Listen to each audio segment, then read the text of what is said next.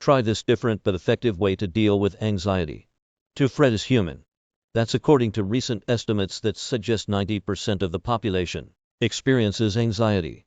And because even mild anxiety can zap your confidence, squelch your sex drive, and isolate you from friends and loved ones.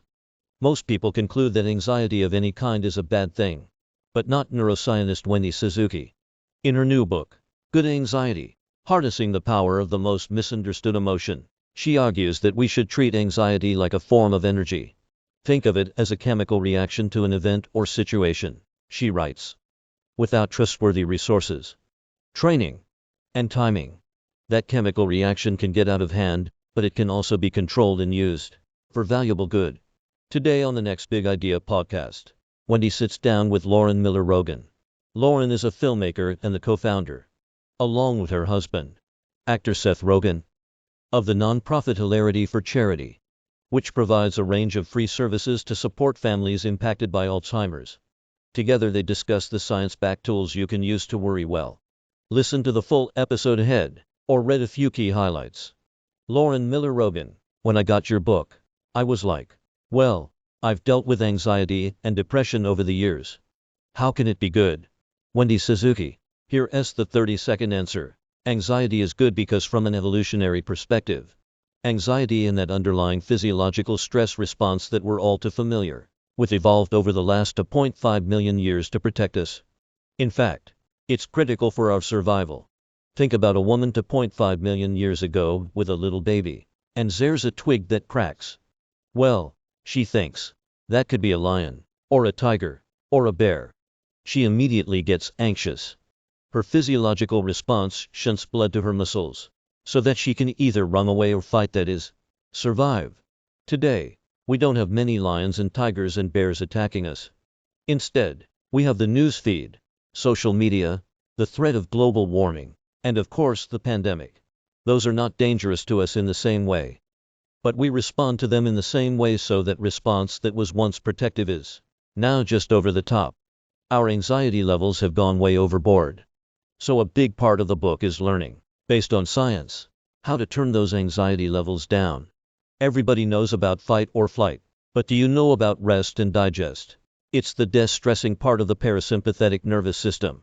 While fight or flight increases your heart rate, respiration, and blood flow to your muscles, rest and digest decreases your heart rate and respiration, and it shunts blood back to your digestive and reproductive organs. The best way to activate that is to breathe deeply. Here's what I do. Inhale on a 4 count. Hold at the top for a 4 count. Exhale on 4 counts. And hold at the bottom for 4 counts.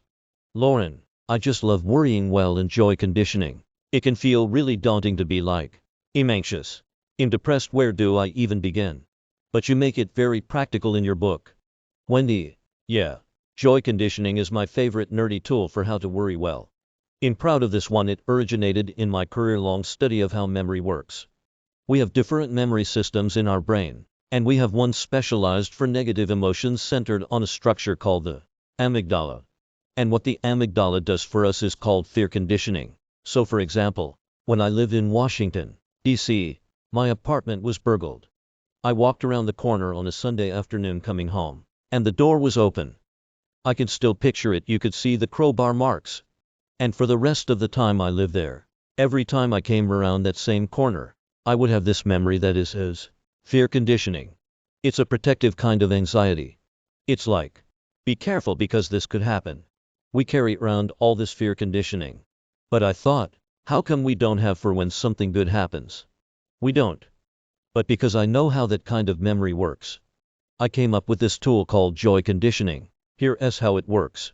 All you have to do is think about one of the happiest, most joyful, funniest memories of your life. First of all, this should make you realize, oh, I never think about my joyous memories. How come I don't do that? For instance, you could think about that funny time you had with your cousin or your friend. That's called episodic memory, and it's dependent on a brain structure called the hippocampus. The hippocampus puts together the who, what, where, and when, but also the emotions associated with it. And the thing about those kinds of memories is the more you bring them up, the stronger that episode becomes, including those good feelings of joy or happiness.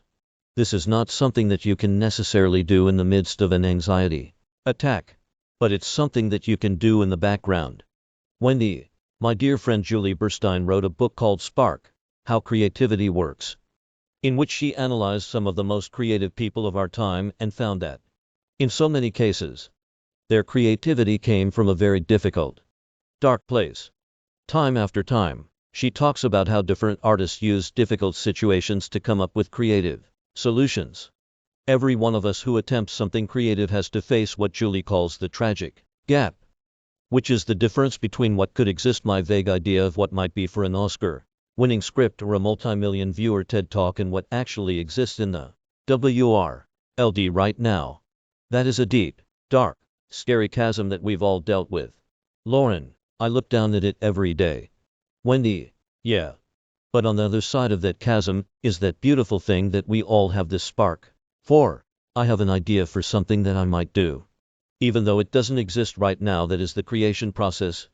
So getting over that tragic gap, that deep dark chasm, requires a genesis. That is hard. And yes, people are stopped by that. But be inspired by what could be on the other side. And by all the people who successfully crossed over the gap, maybe not the first time or the second time, but maybe on the 10-0th time. That is a part of the creative process. With the tragic gap comes fear and anxiety. Those are natural human emotions. And sometimes that can fuel you, inspire you to step off and fall and hurt yourself for the first time. But then you get up, and you try it a second time because you have a better idea. That's how I get over my own tragic gap when my page is blank. This article originally appeared in Next Big Idea Club magazine and is reprinted, with permission,